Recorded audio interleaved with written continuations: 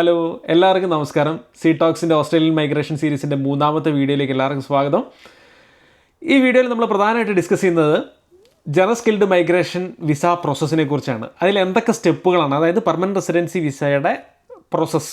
നമ്മൾ ഒന്നാമത്തെ വീഡിയോയിൽ ഏതൊക്കെയായിരുന്നു വിസകളെന്നായിരുന്നു പറഞ്ഞത്. രണ്ടാമത്തെ വിസയിൽ പോയിൻറ്റ് ടെസ്റ്റിൻ്റെ പ്രോസസ്സാണ് പറഞ്ഞത്. ഇതിൽ എൻറ്റയർ സ്റ്റെപ്പാണ്, എന്തൊക്കെ സ്റ്റെപ്പുകളാണ് വരുന്നതെന്നാണ് പറയുന്നത്. സിമ്പിളായിട്ട് പറഞ്ഞാൽ check, submit, wait, gather, apply. ഇതാണ് സിമ്പിൾ പറഞ്ഞാൽ. അല്ലെങ്കിൽ കുറച്ചുകൂടെ അതിനെ ഒന്ന് എലാബറേറ്റ് ചെയ്ത് പറയുകയാണെങ്കിൽ, ഒന്നാമത് ചെക്ക് യുവർ എലിജിബിലിറ്റി, രണ്ടാമത് സ്കിൽ അസസ്മെൻറ്റ്, മൂന്നാമത്തത് ഇംഗ്ലീഷ് ലാംഗ്വേജ് ടെസ്റ്റ്, നാലാമത്തത് എക്സ്പ്രഷൻ ഓഫ് ഇൻട്രസ്റ്റ് ഫയൽ ചെയ്യുക, അഞ്ചാമത്തത് നിങ്ങൾ ഇൻവിറ്റേഷന് വേണ്ടി വെയിറ്റ് ചെയ്യുക. If you receive the invitation, ITA എന്നാണ് പറയുക. After receiving the invitation submit for the PR, ഡോക്യുമെൻറ്റുകൾ സബ്മിറ്റ് ചെയ്യുക. Then wait for the approval. That's a process. ഈ പറഞ്ഞ ഈ 6-7 സ്റ്റെപ്പുകളെ ഡീറ്റെയിൽ ആയിട്ടാണ് ഇന്നത്തെ വീഡിയോയിൽ ഡിസ്കസ് ചെയ്യുന്നത്. ഇതിൽ ഒന്നാമത്തെ സ്റ്റെപ്പാണ് എലിജിബിലിറ്റി ചെക്ക് ചെയ്യുക. Checking the eligibility. നമ്മൾ ഏത് കാര്യത്തിന് ഇറങ്ങിത്തിരിക്കുന്നതിന് മുമ്പ് നമ്മൾ എലിജിബിൾ ആണോ എന്ന് ചെക്ക് ചെയ്തിട്ട് വേണം. പൈസ മുടക്കൊക്കെ ഉള്ളൊരു കാര്യമാണ്.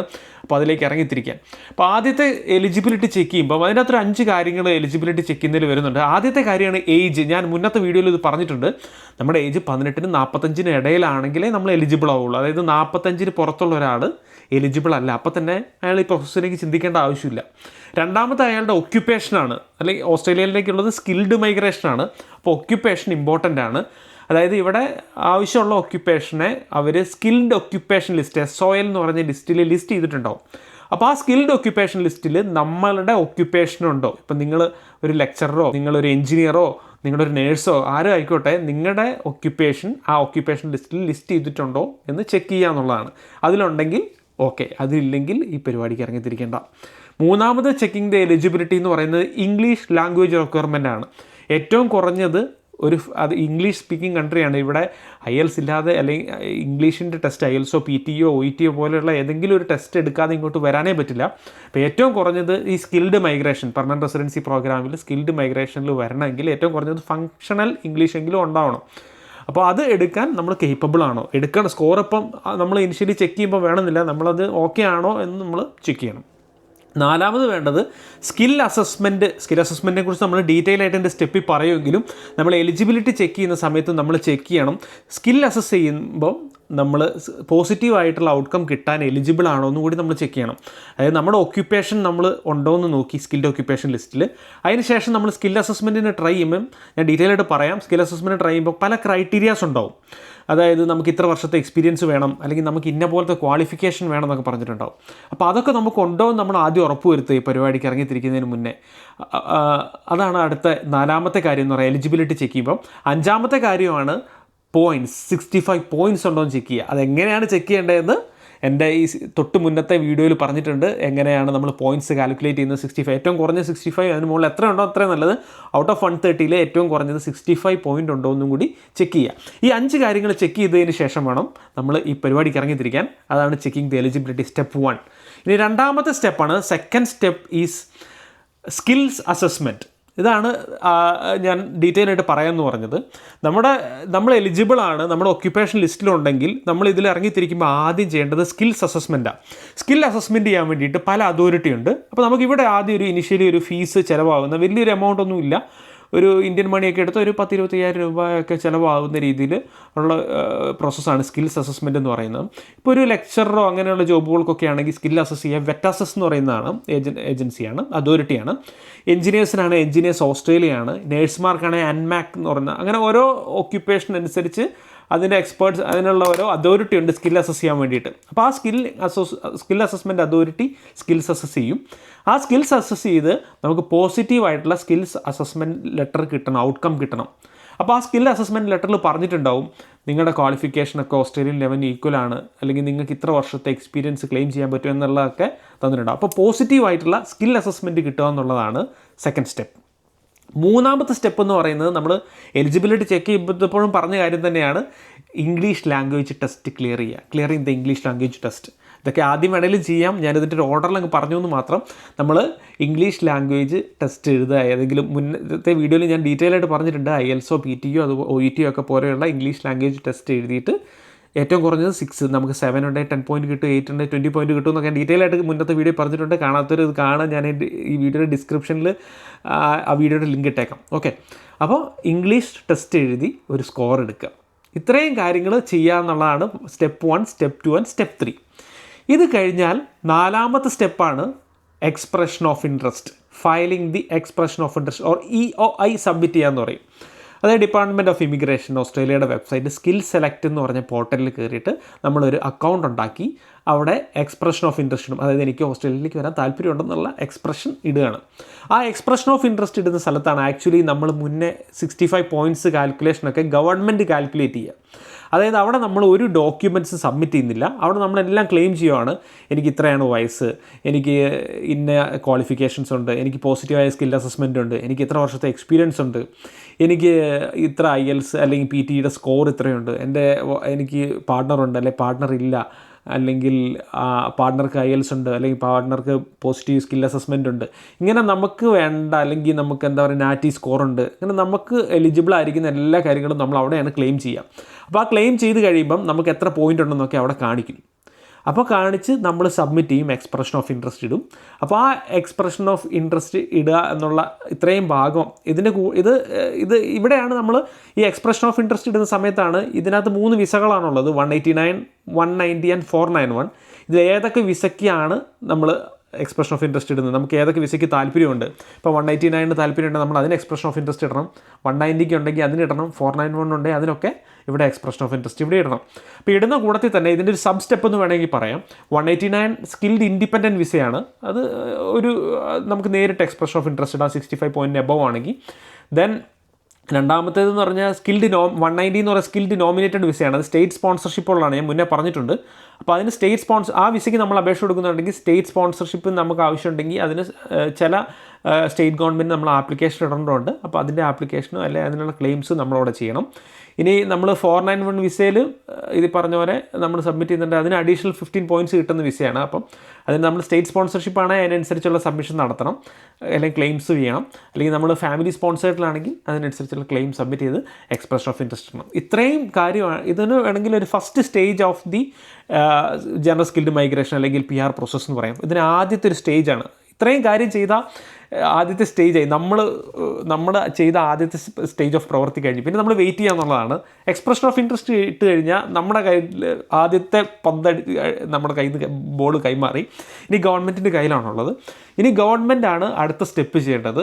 ഓസ്ട്രേലിയൻ ഗവൺമെൻറ് നമുക്ക് ഇൻവിറ്റേഷൻ ITA എന്നാണ് പറയുക, റിസീവിങ് ദി ITA, അതാണ് next step, receiving the ITA.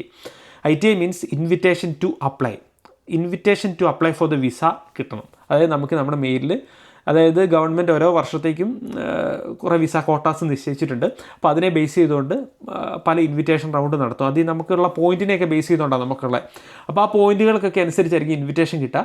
അപ്പോൾ നമുക്ക് ഇൻവിറ്റേഷൻ കിട്ടിയിട്ട് നമുക്ക് മെയിൽ വരും, you are eligible to apply for the visa, നിങ്ങളെ ഞങ്ങൾ ഇൻവൈറ്റ് ചെയ്യണം അപ്ലൈ ചെയ്യാൻ വേണ്ടിയിട്ടെന്ന് പറഞ്ഞിട്ട് ഗവൺമെൻറ്റിൻ്റെ. അപ്പോൾ ആ വിസ ഇൻവിറ്റേഷൻ കിട്ടിക്കഴിഞ്ഞാൽ അതാണ് അടുത്ത step. Next step receiving the ITA or invitation to apply for the PR, അതാണ് അടുത്ത സ്റ്റെപ്പ്.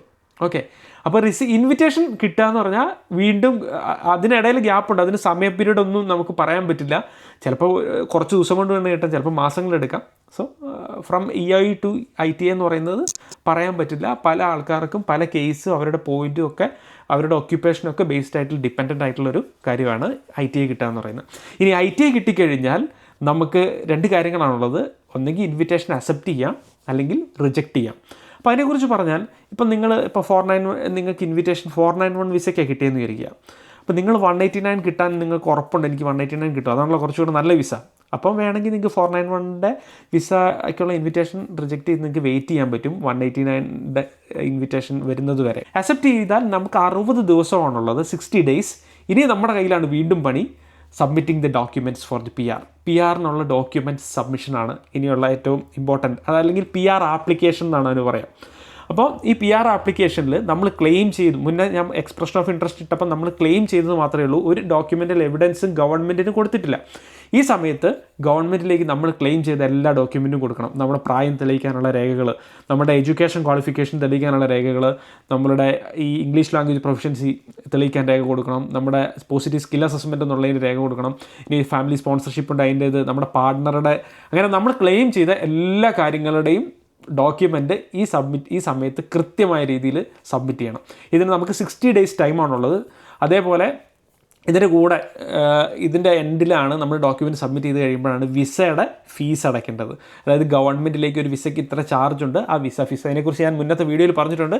അപ്പോൾ ആ ഫീസിനെ കുറിച്ചൊക്കെ അറിയണമെങ്കിൽ ആ വീഡിയോ റെഫർ ചെയ്താൽ മതി, ഞാൻ ഡിസ്ക്രിപ്ഷനിൽ ആ വീഡിയോയുടെ ലിങ്ക് ഇടാം. ഓക്കെ, അപ്പോൾ ഫീസ് അടയ്ക്കുക.